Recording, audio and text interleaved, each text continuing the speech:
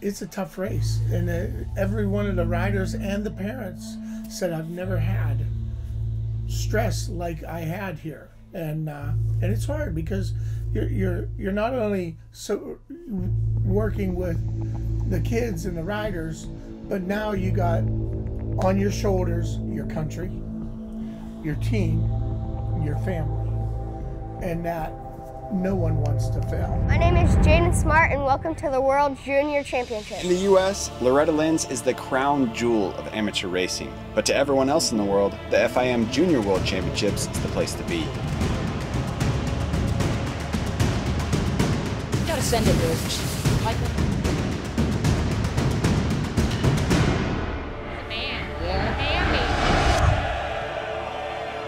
And then Braxton's going, just moving up. He went 10th one lap, then 8th another lap, 7th. We don't want to be, but we also, have, and I don't want to say team orders or anything like that, but at the end of the day, winning, the most important thing is winning the team championship. Hey, my name's Braxtyn Mes. We're out here in the Netherlands ready for the FIM Junior Worlds. Just like Loretta Lynn's is run by MX Sports, the same promoter as the AMA Nationals, the FIM Junior World Championships are run by Infront, the same promoters as the MXGP Series and the Motocross Des Nations. Almost 40 different countries were represented this year in the Netherlands, with over 300 riders showing up, all trying to qualify into just 3 classes. Each rider is there to represent their country and fight for individual glory in their classes, but most importantly, they're there to fight for the Nations Championship, representing the country with the best combined scores from the 65, 85, and 125 classes.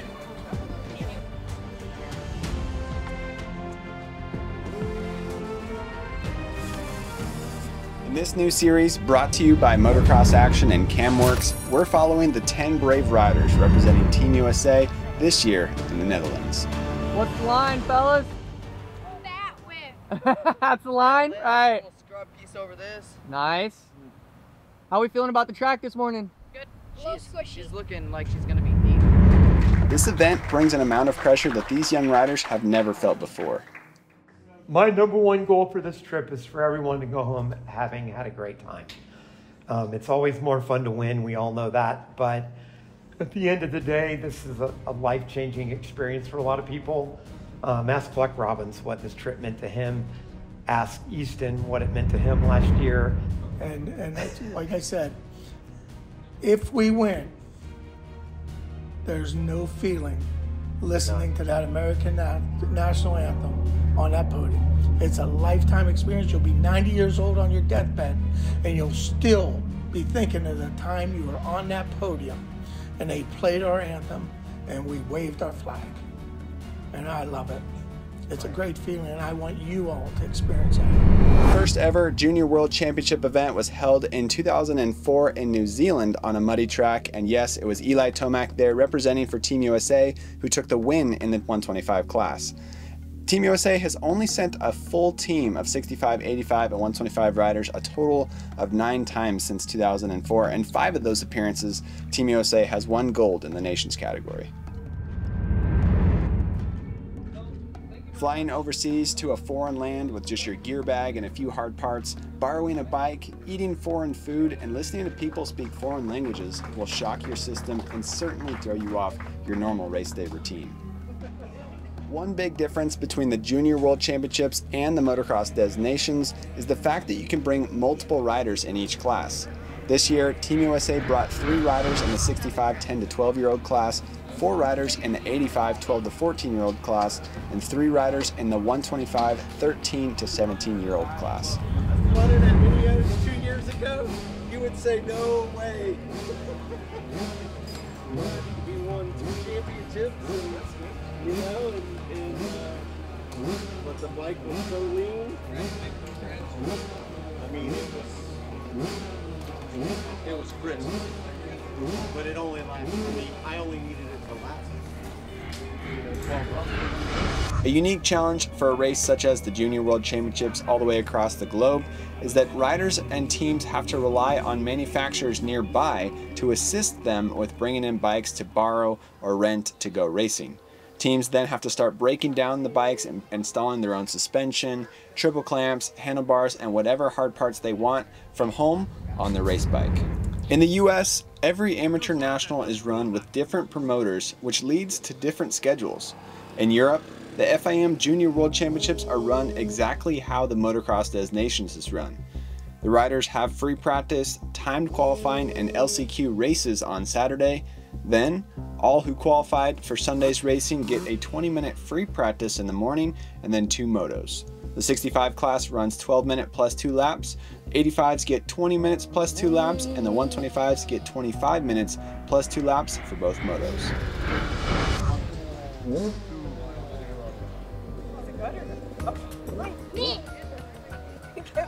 Thumbs up. Dark wind is dark. I don't want to be in here.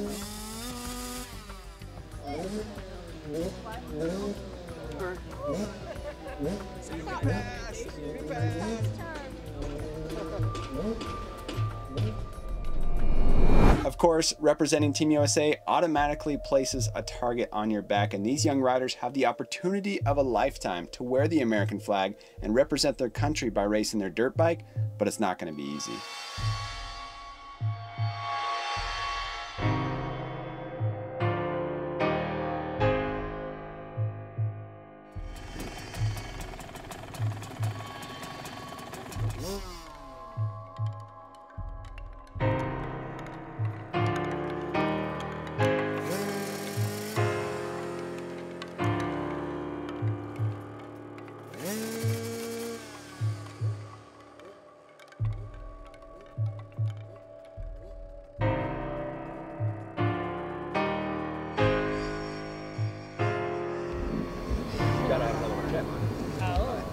Almost smart to do that and swap and do it again. Then you get 2 marked. Does that wash away? I don't know. Hope not. What's it for? It's to say they checked it and it's good. Yep, you're passed. So then they can walk by on the line. Thank you.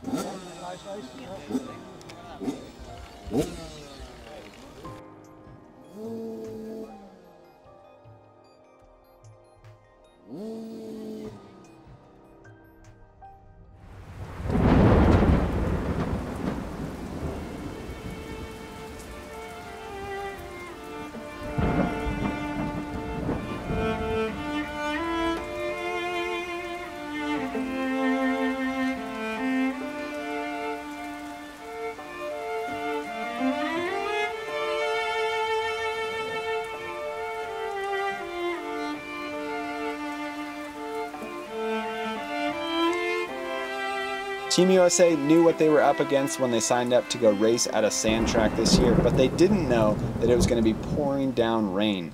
In a matter of a few short hours, the entire venue was flooded, causing a huge shift in operations for the weekend.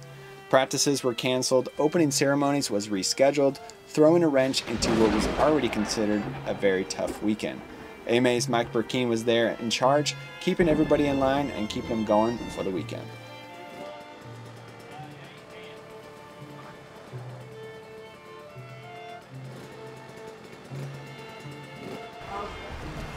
They're telling me that they may cancel the riders briefing and not the ceremonies and do it tomorrow morning.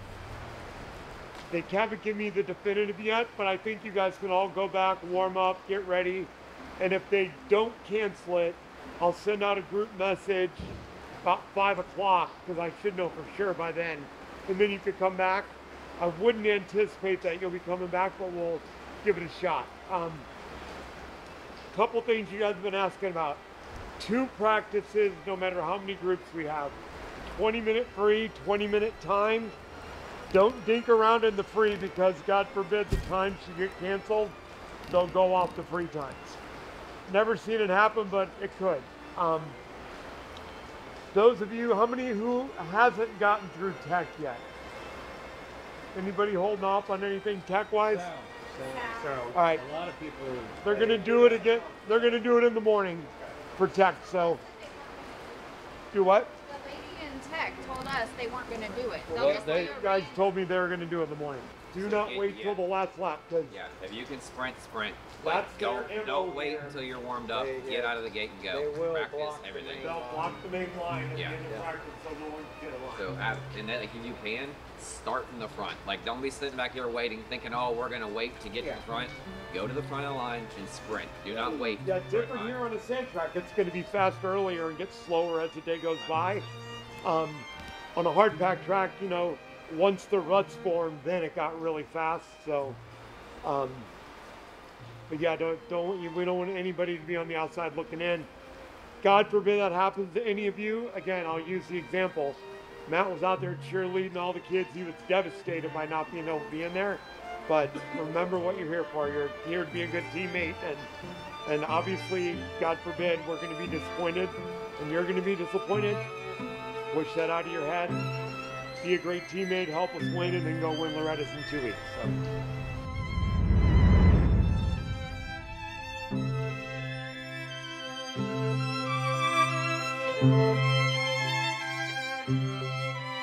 I love all you guys. I even like these guys over here. So thank you guys. USA! USA! My name is Jaydin Smart and welcome to the World Junior Championships.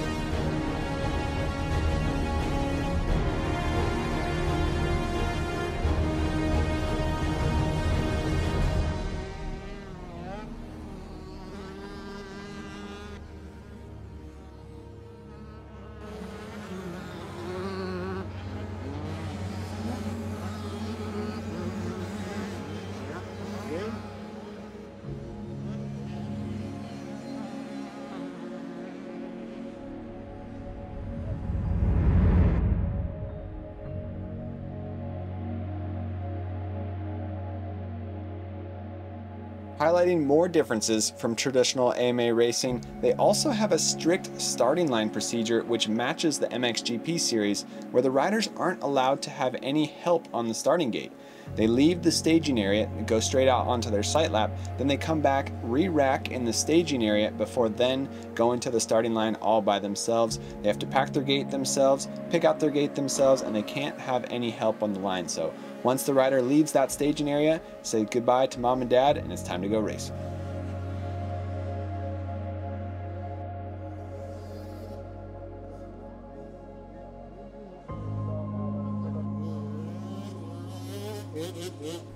Jeff Cernick. I'm out of Pennsylvania. I am the team manager for the AMA Junior Motocross Championship team. You know what? I have passion for the sport. I love the kids. I love the parents. 99% of the parents I love, okay? But the kids, I love working with the kids. I love the sport of motocross. It's in my blood. It's in my DNA. I've been around racing since 1968, and so it's just a part of my life. Hey guys, my name is Mike Burkina. I'm the Deputy Director of Racing for the American Motorcyclists Association, and Team USA has been my project and passion for the last 5 years. I think the most rewarding aspect of this is getting to meet and know different families, people that I haven't known in the past, and you know, I'm very emotional. I live and die with the kids' success, so and their failures. It's a lot of fun to win, but it's even more fun to see kids grow and develop. And we've had several world champions over the years, and nothing makes me happier than just seeing a family come and have a great experience. Love that. What are some of the big differences in the racing format when it comes to an FIM event versus an AMA racing event back in the States? The biggest difference is time qualifying and the moto length. The motos are a little longer in this event, and we do time qualifying for all classes, which gets us, you know, the best kids, the best gate picks, and the consistency of the program. You know, in the United States, every race has a different format. All the FIM races are almost exactly the same, from the Motocross to Nations all the way down to this race. Well, I explain to them from when the day they are picked, I tell them, this isn't your normal race. You're racing against the best in the world. Loretta Lynn is our best in the nation.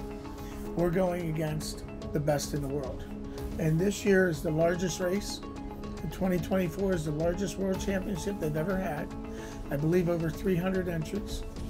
And as they learned yesterday in qualifying in LCQs, it's a tough race, and every one of the riders and the parents said, I've never had stress like I had here, and it's hard because you're not only working with the kids and the riders, but now you got on your shoulders your country, your team, your family, and that no one wants to fail.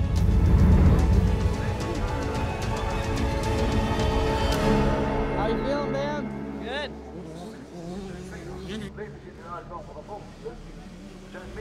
How you feeling, Dad? Heck yeah, let's go. How'd that first practice go, Jaydin? Good. I got third qualifying position. How's the track after all that rain? It's holding up pretty good, but it's like really soft. Yeah? Yeah. Tell me about the track a little bit. First time out on the sand circuit, out in the EU. Yeah, it's like super deep. The ruts form really fast, and it's just super soft, and it's like endless sand. Should be some fun though, qualifying. Yeah. Qualifying next, right? Yep. And then first qualifying race going after that. Yeah. Good stuff? Yep. Should have a good week now that we got all of our bracelets on. Yeah.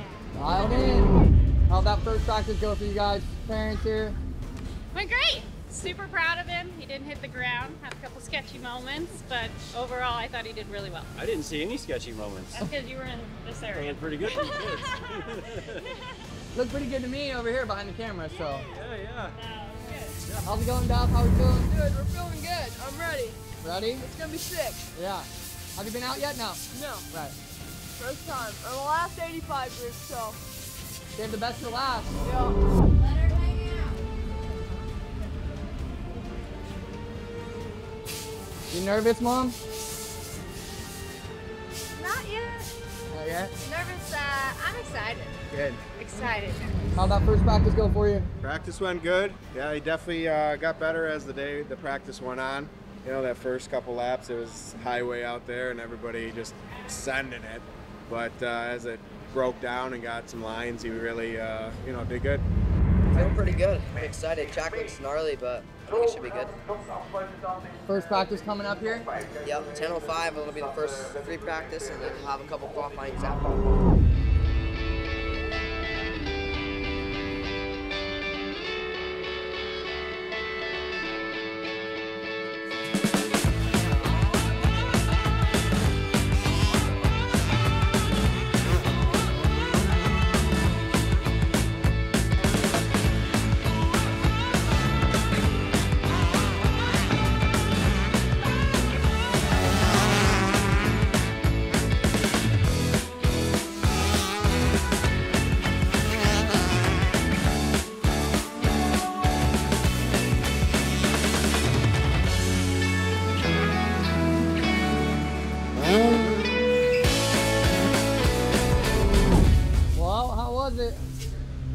could have been better. I got T-boned second lap. Did you? Yeah, it's a nervous wreck out there. So many kids. You just gotta get in between a group and just do your fast lap as fast as you can. So that was your first open practice? Yeah.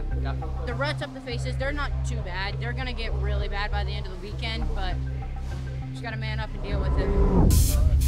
What are we thinking, Grizz? 12. How did you get so fast on the last lap? Yeah, there's a couple spots that I noticed that my bike, I'm going fast. I'm gonna talk to Grizz. I think there's a couple. It's like falling on straight, it's pulling. It's not. No? It's good? It pulls. I kind of just like, I gotta on my clutch sometimes. So you know where did you see where I was? Okay, so I was directly You know that downhill where I got T-boned? Yeah. You go right over that hump, left, back over that big one, and then in that right hand is where she was. Okay, so well, I was going in between that downhill and then that bottom turn where you found that inside line. Well, when you were coming out of that inside line, I felt like everybody else was just really coming out of it super hard, and he was spinning coming out of it. Does that make sense? Yeah. That was like some of the stuff I Try to noticed. be maybe more on the back. Drive out. Remember how you drove like at Romania? I need to, like really like on the back end of your bike. Well, that was dirt. I'm on. Man, you still need to get on the back though. Keep the front as wide as you can. Like, do you not see USA on here? Are we not a team over this? Hey, I got some orange on here. I'll fix that. You were within 0.2 of a second before me. So you're right there. Now, the top two guys, one hit a 2:13 and one hit a 2:14. So if you figure out 2 seconds somewhere, then you got this. How's that? Practice squat in the slippery. Just a little bit. A little bit. Nothing can't handle though, huh? Yeah, he's built for these tracks. That's right. He's built for this. It's So good. we have a no prep. He just said they're prepping the lips. Only the lips, no prep on the track, just leaving it gnarly. Yeah, So perfect. we love it. Good time. What just went down? Yeah, lap one, came out first practice, made it over the jump, and my bike blew up. So what are we gonna do? Motor swap, need a new motor, and try and get me out there for qualifying. Okay, so they're swapping it right now? Yep. So when the rider walks back and does like this. He's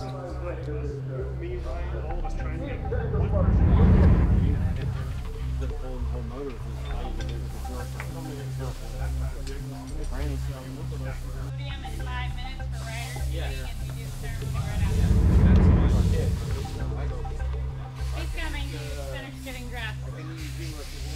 Never mind. Where are we headed? Opening ceremonies. Excited? Yep. Looking good, boys. We're ready. America. America. How's it going so far, guys? We're there. We're going good. We're going to opening ceremonies right now. Then we're going to qualifying. So practices went very well. We had some issues in the 125s, but we're working on that. The real deal here is in about an hour. Get ready to rumble!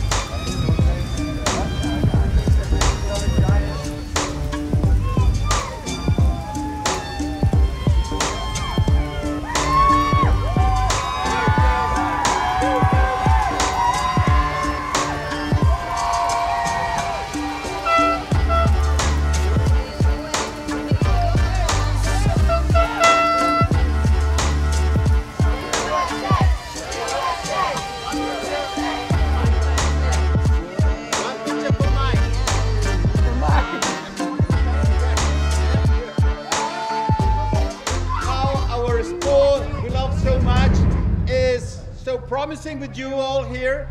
So it's healthier than ever with nearly 300 participants this weekend. So what else could I add? So wish you all the best and enjoy. You're here to bring glory and honor to your country. But the most important thing is that you come back home on Monday. So have fun and give the best of you. Thank you very much for being with us. With opening ceremonies now complete, it is time to get back to the challenge at hand, qualifying. And if that didn't bring enough pressure, the skies opened up again and the rain returned.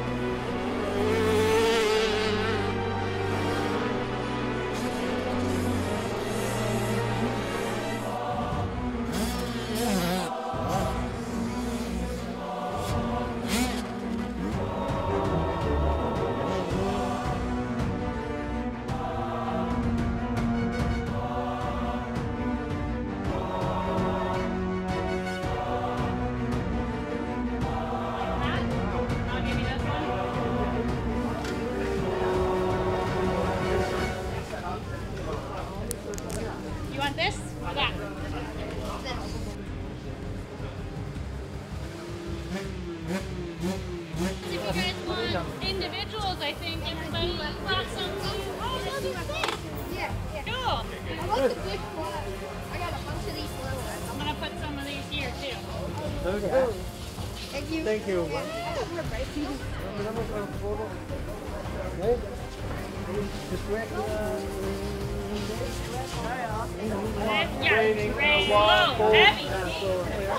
It's good though, it's a challenge, right? En het allemaal mee, is leuk hè? Thank you. Leuk er nog één? Zeg je nou, we zijn bijna daar. Goed zo. Jongens, heel goed wassen. It's my children. It's okay. Like they just got smudged and then it never, like I pulled them on. We got to strategize. What are we going to do to make the clean? Right? You got to find 3 seconds minimum. Oh, just have to dig down. You do too? You do too?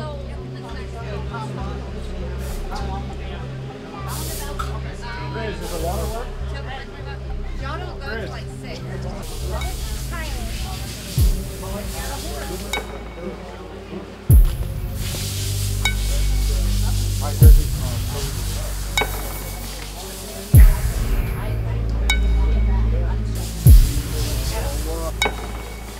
What happened there? How'd it go?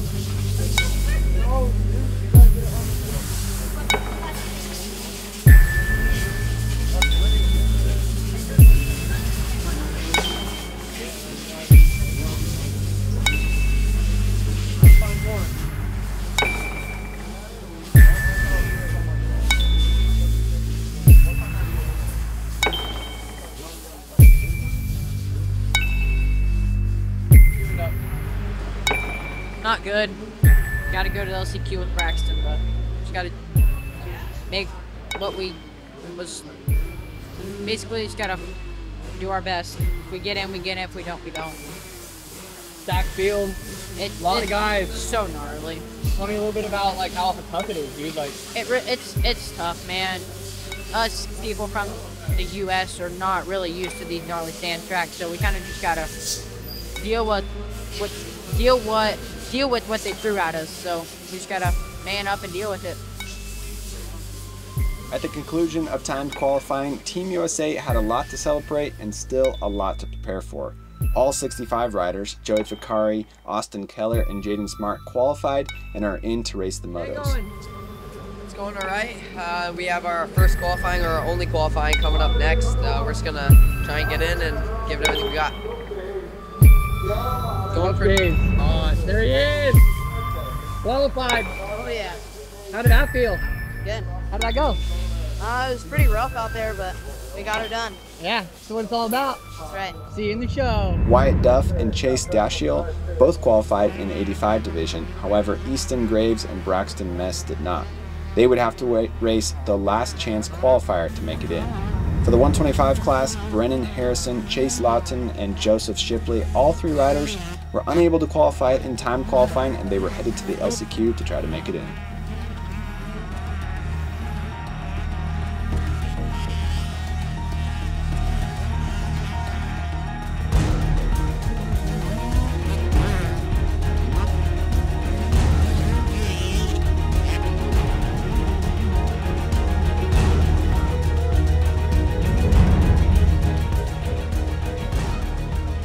For the racers, family members, and crew, it was a stressful time, and for the fans, it's pure excitement. With 5 riders still trying to make it into the motos, Team USA was on the fences, doing their best to cheer on their fellow riders as they have to finish the top 4 in their LCQs to make it into the races.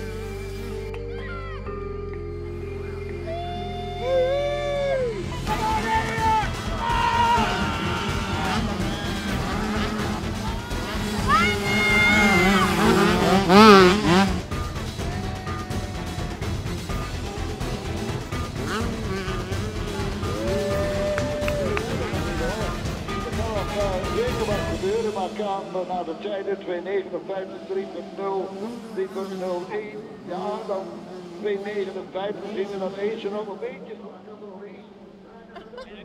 Wow. So during the start of that 85 LCQ, what are our thoughts here about the 2 boys in the LCQ? Better get on the gas. They gotta go. No, they got it. No. Track's gonna be sick. They just fully prepped the whole thing. Best of luck to the boys, huh? That's right. Yeah. you know, I seen Braxton get a bad start. Easton gets a crash. I'm sitting there like, this is going to be a long race.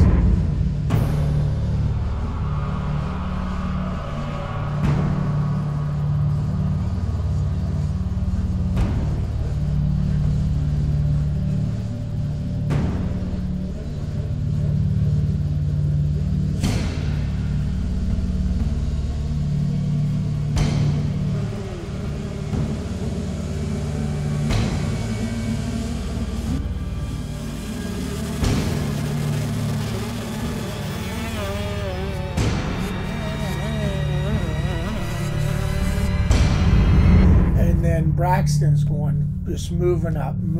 He went 10th one lap, then 8th another lap, 7th. I looked at my wife and I said, you know what? He's going to get into 4th. He's going to get into 4th. Then he was 5th.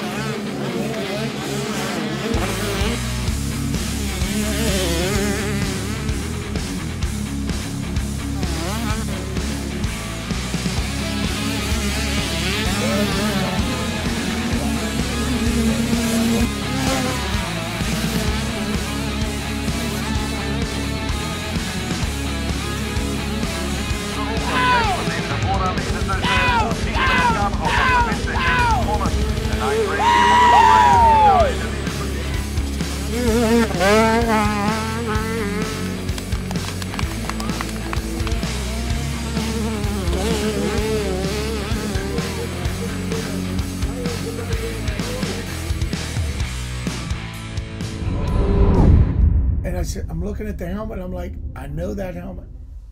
I know that helmet. That is Braxtyn in the lead. So he went from 17th to 1st and just never looked back. And talk about excitement, adrenaline. You know, you feel horrible for Easton, and you're just rooting like crazy for Braxtyn. And I mean, I was over the fence screaming. My wife's holding her face, and we couldn't believe it. And that's the joy, you know. And that was only an LCQ, but we were excited.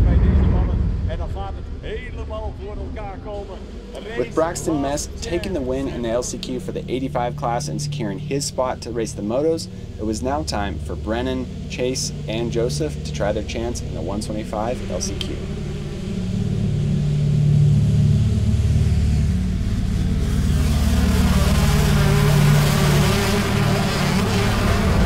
And then when Harrison went out and ripped the whole shot and went, you know, lead, and then fell at the last, but he still made it in. What a success.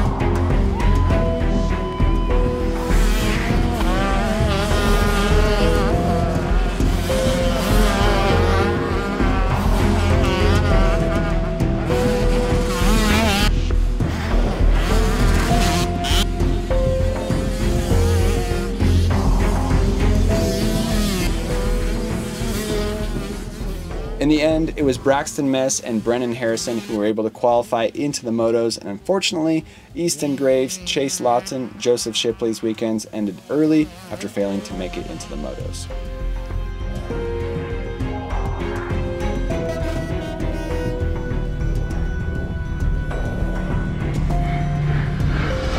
Helping the riders to handle the pressure on the international stage is really a function of their program.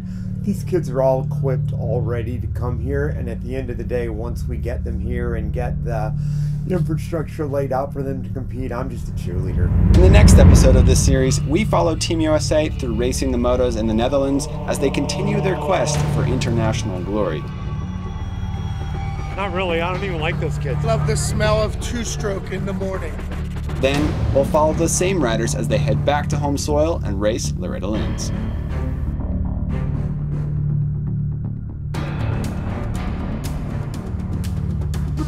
Right now, going into the last 125 race, we are tied for second.